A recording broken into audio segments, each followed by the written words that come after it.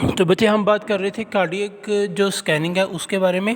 Cardiac scanning जो है उसके अंदर हमने बात की थी कि जो जो प्रिकॉशंस हमने लेनी है, ठीक है, प्रिकॉशंस हमने जो लेनी है वो किस तरह की होंगी और पेशेंट को हमने किस तरह प्रिपेयर करना है, ठीक है। तो उसमें हमने बात की थी कि जो पेशेंट जो है आपके पास अगर कार्डियक स्कैनिंग के लिए आ रहा है तो सबसे पहले तो आपने उसको जितनी उसकी रिक्वायरमेंट है उसके बारे में बताना है। रिक्वायरमेंट आपकी ये है कि आपने पेशेंट को सबसे पहले जो है उसके बारे में गाइड करना है। गाइड करने के बाद आपने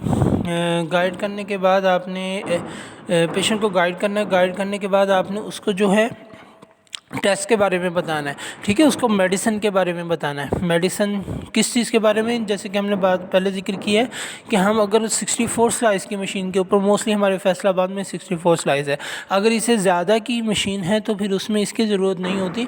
लेकिन मोस्टली 64 स्लाइस के अंदर अगर आप स्कैनिंग कर रहे हो तो उसके अंदर जो आपके पास हार्ट बीट की रेंज होती है वो तकरीबन 60 टू 64 होनी चाहिए, ठीक है। अगर आप 60 टू 64 रेंज लेते हो तब आपके पास जो स्कैनिंग है वो बेहतर होती है। वो उसे हम कहते हैं कि ये स्कैनिंग जो है ये ठीक है, ठीक है। हम कॉर्नरी आर्टरीज की स्कैनिंग कर रहे हैं, उसकी एंजियोग्राफी कर रहे हैं। तो अगर 64 के दरमियान नहीं है तो फिर आपके पास वो जो स्टडी होती है वो वैलिड नहीं होती। तो उसके लिए तरीका ये होता है कि आपने डॉक्टर को बता के आपने कहना आपने पेशेंट को बताना है, और वो अगर आपके डॉक्टर जो हैं वो उसी हॉस्पिटल्स में हैं तो फिर आप उनसे बात कर सकते हो और आपने उन्हें बताना है, ठीक है, कि हमारी क्या रिक्वायरमेंट है। फिर वो उसे कार्डियो स्पेसिफिक बीटा ब्लॉकर्स लिख देते हैं। ये कार्डियो स्पेसिफिक बीटा ब्लॉकर्स जो हैं वो हम स्टडी से 1 to 2 और पहले लेना स्टार्ट कर देते हैं। फिर उसके साथ साथ हम जो है जो हार्ट बीट है उसको मॉनिटर करते हैं, ठीक है।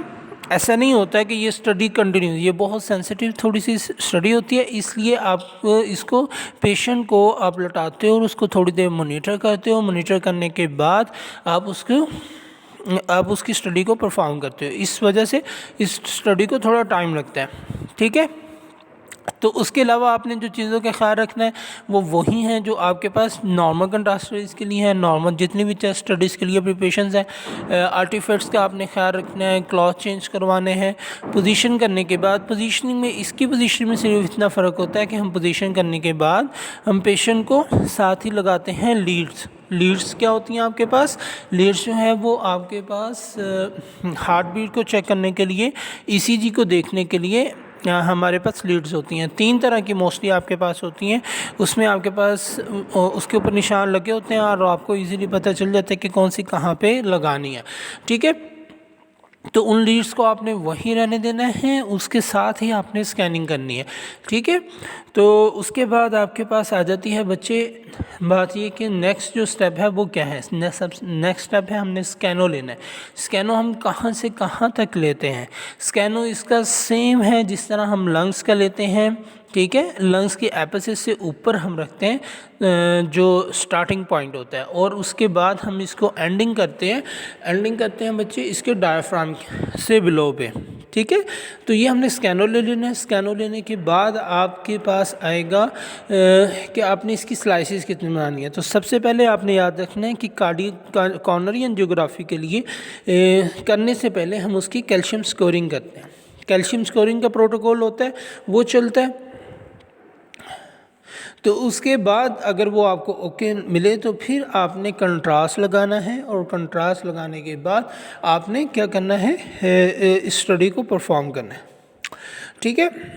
तो मेन चीज़ आपकी जो कवर हुई है वो मेन आपके पास यहाँ तक आपको मैंने कैल्शियम स्कोरिंग तक बताया था कि कैल्शियम स्कोरिंग जो है वो अगर नॉर्मल जो उसकी रेंज होती है वो 0 to 10 तक होती है। लेकिन अगर आप उसको रखते हो तकरीबन, अगर आप के पेशेंट की रेंज इसमें ज़्यादा आ जाती है, फॉर एग्ज़ाम्पल 250 प्लस या 300 प्लस आती है, तो हम अवॉइड करते हैं जो आपके पास होता है स्कैन करने का, जो कॉर्नरी एंजियो की स्कैनिंग होती है उसको अवॉइड करते हैं, ठीक है।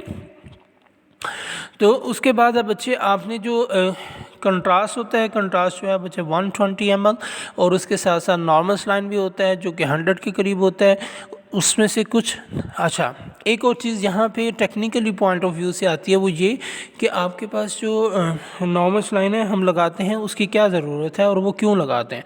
नॉर्मल लाइन जो होता है बच्चे आपके पास वो हम लगाते हैं मोस्टली वेन जो आईवी पॉइंट है उसको क्लियर करने के लिए, ठीक है। पहले कंट्रास्ट लगाने से पहले हम नॉर्मल लाइन लगाते हैं ताकि हम ये चेक करें कि कैनोला जो है वो ठीक लगा हुआ है, वहाँ से कोई लीकेज तो नहीं हो रही, ठीक है। क्योंकि हमने ज़्यादा प्रेशर पे कंट्रास्ट लगाना होता है तो इस वजह से हम उतने ही प्रेशर पर पहले नॉर्मल लाइन लगाते हैं। जब पहले हम नॉर्मल लाइन लगा लेते हैं तो उसके बाद फिर हमने जो है कंट्रास्ट लगाना होता है।